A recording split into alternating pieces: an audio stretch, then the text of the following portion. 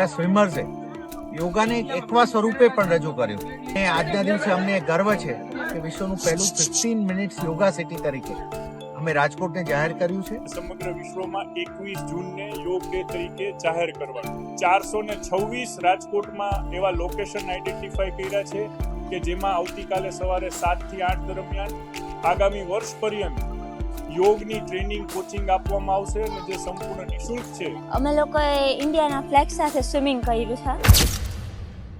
આજે ઇન્ટરનેશનલ યોગા ડેનું રાજકોટ શહેરમાં ખૂબ ભવ્ય રીતે એનો ઉજવણી થઈ છે. રેગ્યુલર કાર્યક્રમ પણ આપણે જોયો ને અમારા સ્વિમર્સે યોગાને એક એકવા સ્વરૂપે પણ રજૂ કર્યું. અને આજના દિવસે અમને ગર્વ છે કે વિશ્વનું પહેલું 15 મિનિટ્સ યોગા સિટી તરીકે અમે રાજકોટને જાહેર કર્યું છે. રાજકોટના તમામ નાગરિકો પોતાના ઘરથી નીકળે તો 15 મિનિટમાં એના અંતરમાં એને 7 વાગ્યાથી 8 વાગ્યા સુધી યોગની ટ્રેનિંગ પણ મળે એ પણ અમે એન્શ્યોર કર્યું છે. માન્ય વડાપ્રધાન શ્રીના 365 દિવસ યોગાના જે સૂત્ર આજે મળ્યું છે એને અમને ગર્વ છે કે રાજકોટ નગરપાલિકા ખૂબ સારી રીતે એને ઇમ્પ્લિમેન્ટ કરવા જઈ રહી છે. ભારત દેશના વડાપ્રધાન શ્રી નરેન્દ્રભાઈ મોદીએ 2014માં વડાપ્રધાન બનતા વેત જ સમગ્ર વિશ્વમાં ભારતની નોંધ લેવાય, ભારતની સૌથી પ્રાચીન અભ્યાસ પદ્ધતિની નોંધ લેવાય એવું એક કાર્ય કર્યું. એ છે સમગ્ર વિશ્વમાં 21 જૂનને યોગ ડે તરીકે જાહેર કરવાનું.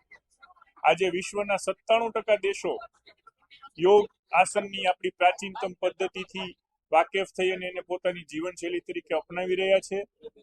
21 જૂનનો દિવસની પસંદગી પણ એટલે ખાસ છે કે ઘણા વિશ્વના ભૂભાગમાં સૌથી લાંબો દિવસ હોય છે.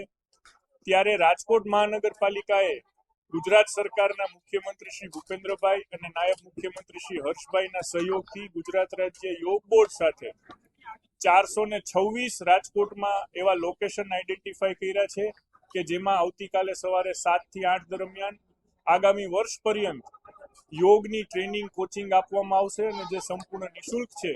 રાજકોટના સૌ શહેરીજનોને વિનંતી છે કે આપ તમારા નજીકના યોગ સેન્ટરનો મુલાકાત લઈ અને યોગને તમારી જીવનશૈલી બનાવી અને જે આ વખતે હેલ્ધી એજિંગનો જે કન્સેપ્ટ છે એ કન્સેપ્ટને જીવનમાં ઉતારીને આપણે સૌ આપણી પ્રાચીન પદ્ધતિને અપનાવી નિરોગી રહીએ. યોગ સેન્ટર બનાવવાનો કોઈ પણ ખર્ચ રાજકોટ મહાનગરપાલિકા દ્વારા નથી ભોગવવામાં આવવાનો. રાજકોટ મહાનગરપાલિકાએ પોતાની જગ્યાઓ ઉપલબ્ધ કરાવી છે અને ગુજરાત રાજ્ય યોગ બોર્ડ જે ગુજરાત સરકારના સહયોગથી ચાલે છે એ લોકો યોગ કોચિંગ ટીચર્સ આપવાના છે. મારું નામ ટાંક પ્રિશા છે. અમે લોકોએ ઇન્ડિયાના ફ્લેગ સાથે સ્વિમિંગ કર્યું છે. અમે 8 વર્ષથી આ પુલ ઉપર કરીએ છીએ એકવા યોગા.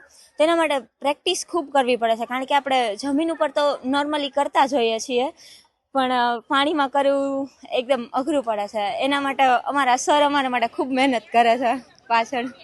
નિમિત સર દર વખતે છે ને અમે લોકો યોગા કરીએ છીએ પણ આ વખતે નવું પેર યોગા હતું. મેડમ એના માટે ખૂબ પ્રેક્ટિસ કરાવેલી હતી.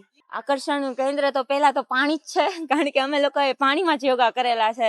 એ જ એક મોટું આકર્ષણ છે.